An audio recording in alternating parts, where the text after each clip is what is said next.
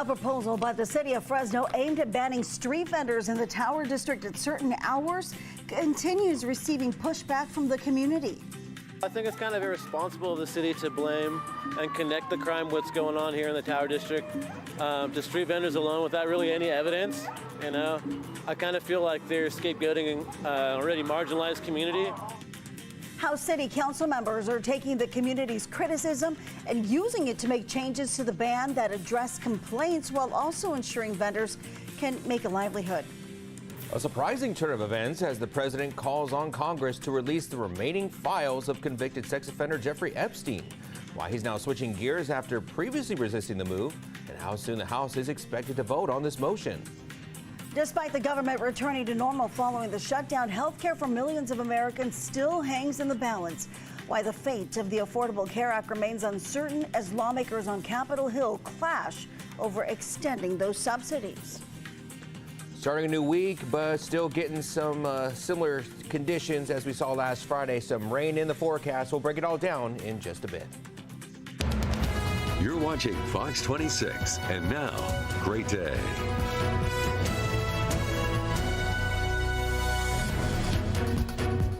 Well, we begin this 5 o'clock hour of Great Day on this Monday morning with the live look at downtown Fresno, which is drying off a bit, only for more rain to come on the way. Today's high in Fresno will be 55 degrees. What a weekend it was with so much rainfall. Good morning to you. I'm Liz Gonzalez. And I'm Carl Cook in for Justin Willis. Thank you so much for joining us. And yeah, it was a pretty busy weekend as far as rain goes. Yeah, a lot of events still happened though. Fresno State football. Yeah, rain or shine, Fresno State still played.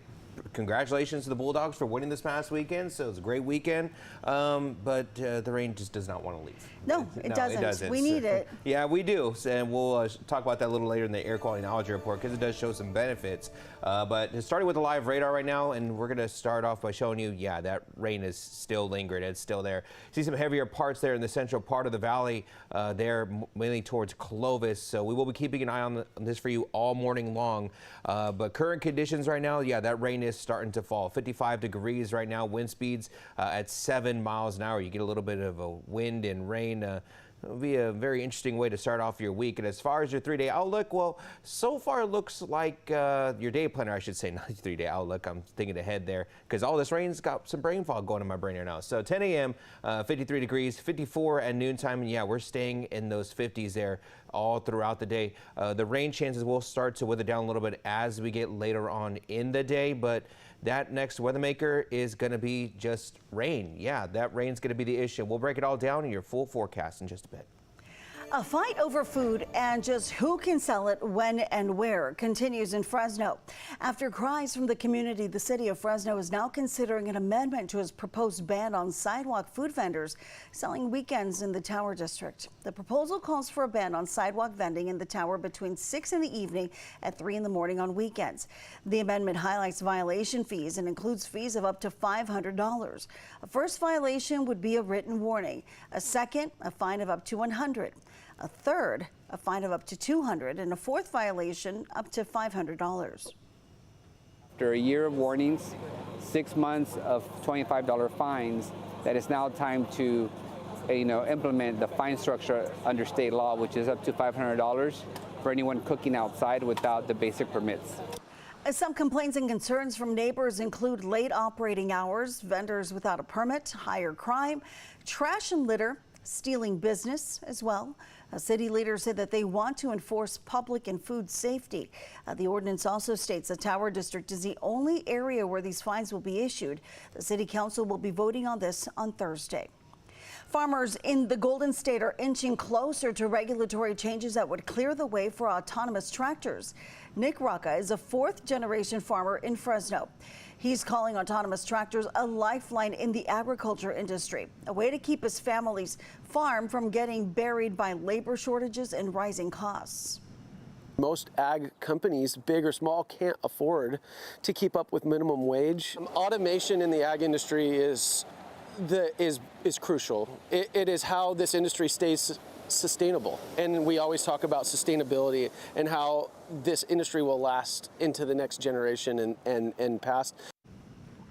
But even these advanced tractors do have to follow rules. And here in California, some of those rules haven't changed since 1977. Cal OSHA now allows farmers to use self-driving equipment as long as there are no people nearby in what it calls the zone of danger. State regulators started an advisory committee last year to examine the issue, which is raising one key concern about autonomous ag vehicles. There are certain kinds of autonomous ag vehicles that are meant to collaborate with humans. Smaller machines typically, but they still have a pretty good payload, and they even have towing capabilities. And that gets a little risky, and so those are not allowed because you still have humans in the zone of danger as is specified by Cal OSHA. That advisory committee will be meeting on Thursday, where it will continue to work with state regulators. Time now is 5:05, and we're going to check on the current rain totals as of right now to show you where things are looking as of right now. Mainly, you're going to see the higher level of rain totals there in the foothills. Mariposa and Shaver Lake seeing a 1 3/4 of an inch. Los Banos almost getting to 2 inches there at 1.8 inches today. Here on the valley floor, things are getting a little close to that 1 inch level there, but we will keep an eye on this all morning long and all day long, as we're going to see this weather system. We see that pushing through with some low pressure just there in the next state next to us, and we're just going to be seeing this kind of go through, and this will be the message for today, is just rain. So if you have that umbrella, keep that with you, and those heavy jackets, whatever you need. And if you need to get those sandbags, if you're in some areas that could flood a little bit, definitely prepare for that today as well. Now, as the Futurecast radar is showing those rain levels here, this is at around 8 a.m. where you see more of those heavy parts there. Also there in the foothills where you're going to see some snow, and this is going to stay along the state here all day long. It's at 3 p.m. there, those heavy chances, but it does start to move away a little bit as we get to about tomorrow there. This is at 12:30 a.m. Still some chances of snow there in the higher elevations. You can see that rain there in the southern part of the valley as well, and that rain system also moves to Southern California, and then it'll still linger there throughout the morning as far as Tuesday, as far as snow, but it will start to clear out eventually throughout the day there, and you'll see some chances, just a little bit of maybe some sprinkles Tuesday, but we're not going to see anything as of tomorrow. But you see on the top left corner of your screen there, that is another chance of another weather system there. This is at Wednesday. It gets a little closer, and as of right now, it looks like it'll be moving in, and we'll see another chance of rain on Thursday. But going back to today, we do have several warnings still in effect. One of those being a flood watch and a flood warning. That's for the foothills there, Tulare foothills, Mariposa, Madera foothills, all of those areas.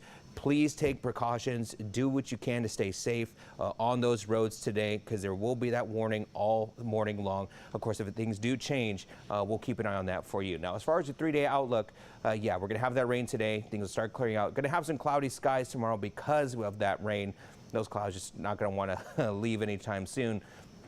55 today for you to be your high, 57 for tomorrow. Wednesday is when we're going to see that sun, maybe right now. It looks like we're going to see it at 62 degrees, and overnight lows are going to be in the 40s, and those rain chances will start to wither away slowly but surely until we get to Thursday. But coming up next, we're going to look at your highs and lows for your Monday. Right now, Porterville police investigating a chase that ended with the fiery crash late last night. Now, this happened at Westfield Avenue in Prospect, where the chase ended with a crash and a fire just before midnight. Officers tell us that they tried to stop the driver of a stolen vehicle near Plano and Mulberry, but the driver refused to pull over. Now, they say the driver rammed a Tulare County Sheriff's Patrol unit during that crash. The deputy suffered moderate injuries. A short time later, an officer spotted the same vehicle speeding on Westfield and attempted a traffic stop. That's where police say the driver ran a red light at Westfield and Prospect, slamming into another sheriff's deputy vehicle, causing the suspect car to catch fire. Now, there were two people inside that vehicle. One of them died at the scene. The other was taken to the hospital with major injuries.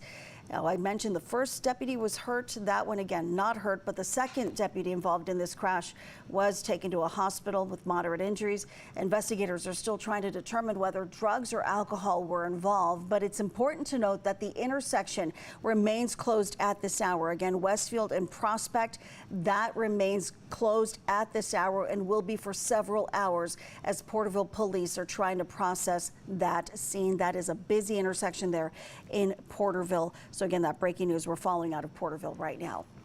A group of detainees at the California City Detention Facility in Kern County now filing a class action lawsuit against ICE and the Department of Homeland Security.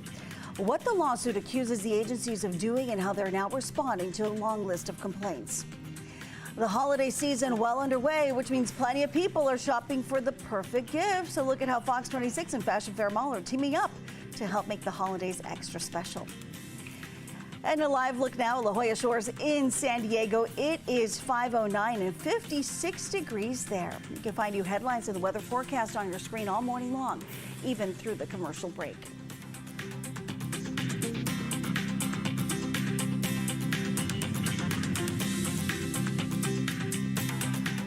Hi, I'm Monty Torres with Fox 26 News on YouTube. Thank you for checking out our YouTube channel, where we have loads of great content for you to choose from. And while you're here, why not click on the subscribe button right here? That way you can stay in touch with all the latest breaking news, everything news related within the Central Valley. And thank you for watching.